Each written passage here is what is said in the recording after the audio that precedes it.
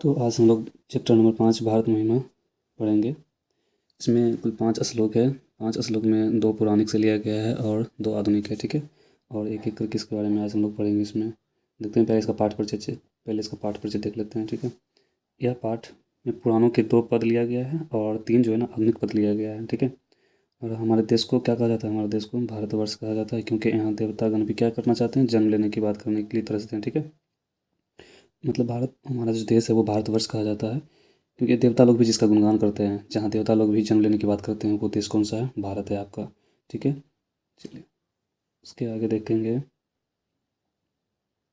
तो हमारे देश की जो महिमा है ना, हमारे देश की महिमा वो सभी जगह गाई जाती है। इस पाठ में जो है ना 2 पुराण से, यानी कि पुराण, एक विष्णु पुराण है और एक भागवत पुराण है, ठीक है। तो इस पाठ में 2 पुराण हैं, जो विष्णु पुराण और भागवत पुराण से जो है ना, इसका प्रथम और द्वितीय पद लिया गया है, ठीक है। पद लिया गया। भारत के प्रति भक्ति हमारा क्या होना चाहिए? भारत के प्रति भक्ति हमारा कर्तव्य होना चाहिए, ठीक है। चलिए इसके बाद जो है आगे हम देखेंगे।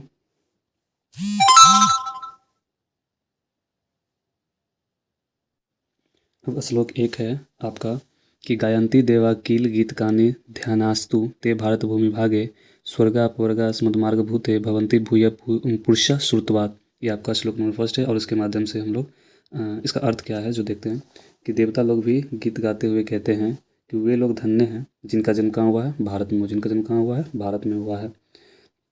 और यह भूमि जो है ना स्वर्ग और मोक्ष प्रदान करने योग्य भूमि है, ठीक है। यह जो भूमि है स्वच्छ और जो है ना ये स्वर्ग और मोक्ष प्रदान करने योग्य भूमि है।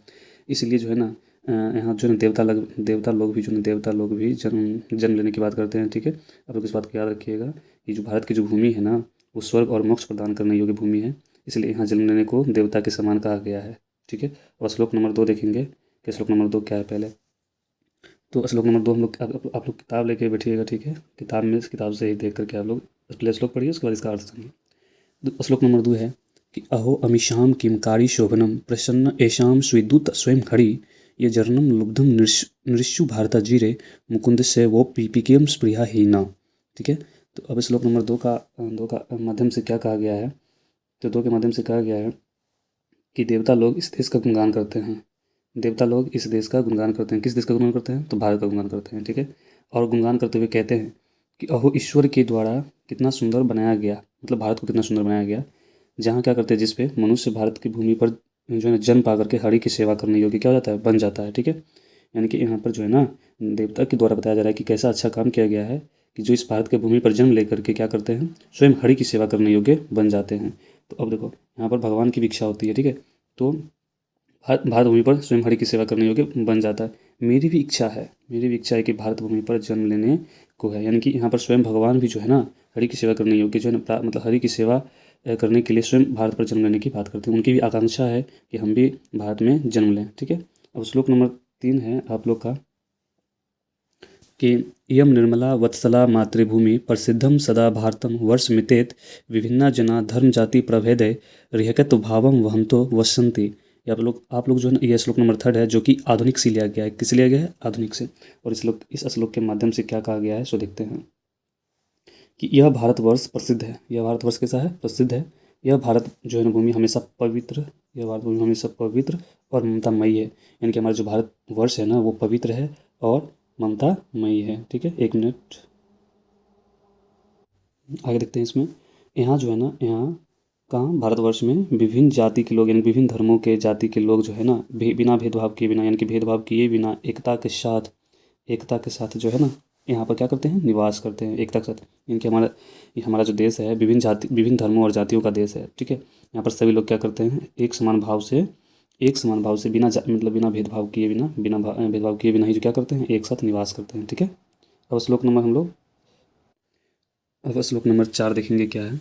विशाला अस्मदीया धरा भारतीय सदा सेविता सागरे रम्य रूपा वने पर्वत निर्झरे भव्य भूति वहंती वीरेशा शुभा चाप गाभी, ठीक है। और इस श्लोक का अर्थ क्या है सो देखते हैं। तो हमारी जो भारत भूमि है, हमारी भारत भूमि विशाल है। कैसा है? क्वेश्चन ऑब्जेक्टिव में पूछा जा सकता है कि हमारी भारत भूमि कैसा है? तो विशाल है। कैसा है? विशाल है। तथा मनोहर है। मनोहर मतलब मन को आकर्षित करने वाली और बहुत सुंदर ऐश्वर्य रखने वाली है, ठीक है। बहुत सुंदर ऐश्वर्य रखने वाली, मतलब जिसकी सुंदरता सबसे अधिक होती है उसे बोलते हैं ऐश्वर्य, ठीक है। यानी कि हमारी जो भारत भूमि है कैसी कैसी है? तो विशाल है, मनोहर है और बहुत सुंदर ऐश्वर्य रखने वाली है, ठीक है।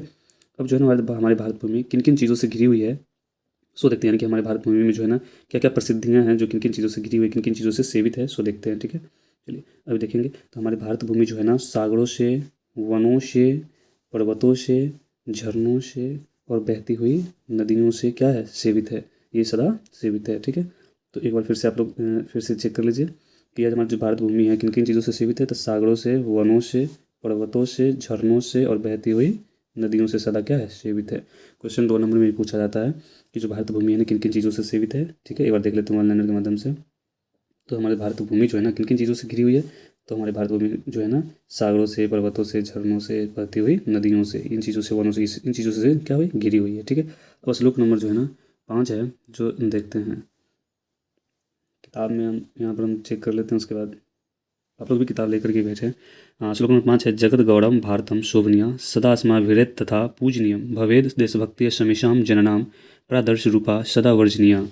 ठीक है, ये आप लोग का श्लोक नंबर 5 है। और श्लोक नंबर 5 ये भी जो 5 नंबर जो श्लोक है ये भी आधुनिक से ही लिया गया है। ठीक है, तो आधुनिक से 3 श्लोक लिया गया है और पौराणिक से 2 श्लोक लिया गया था। इससे पहले प्रथम 2 श्लोक पौराणिक से था और अभी जो हम पढ़ रहे हैं ये सभी आधुनिक है। ठीक है, आधुनिक मतलब नवीनतम है जो बाद में इसमें ऐड किया गया था। चलिए ठीक है, देखते हैं अब इसके बाद श्लोक नंबर 5 का अर्थ क्या है। यह भारत देश शोभनीय है, कैसा है, शोभनीय है और संसार का गौरव है। यह जो भारत देश है शोभनीय है और संसार का गौरव है।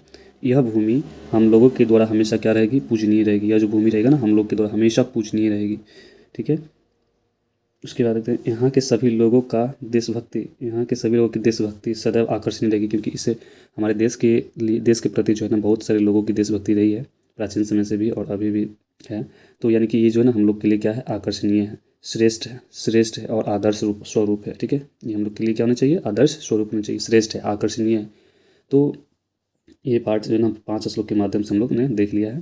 ठीक है, और इसमें ये जो है ना आपको भगवत पुराण और विष्णु पुराण से उद्धृत है, यानी कि ये उससे लिया गया था। ठीक है, उसका प्रथम और द्वितीय क्रमशः यानी कि प्रथम और द्वितीय सर्ग से लिया गया था। ठीक है, तो इस बात को आप लोग पॉइंट नोट कर लीजिएगा। ठीक है, तो आज हम लोग यहाँ पर इस चैप्टर को समाप्त करते हैं। भारत महिमा पंचम पाठ समाप्त हो गया। अब इसके बाद है नेक्स्ट जो है ना हम लोग कल अगले वीडियोज़ में देखेंगे चैप्टर नंबर 6 यानी कि पाठ नंबर 6, और उसमें जो है ना भारतीय संस्कार के बारे में पढ़ेंगे। ठीक है, और भारतीय संस्कार में हम लोग जानेंगे कि भारत के संस्कार कौन कौन से संस्कार है जो कि अगले वीडियो में हम लोग देखेंगे। ठीक है, चलिए।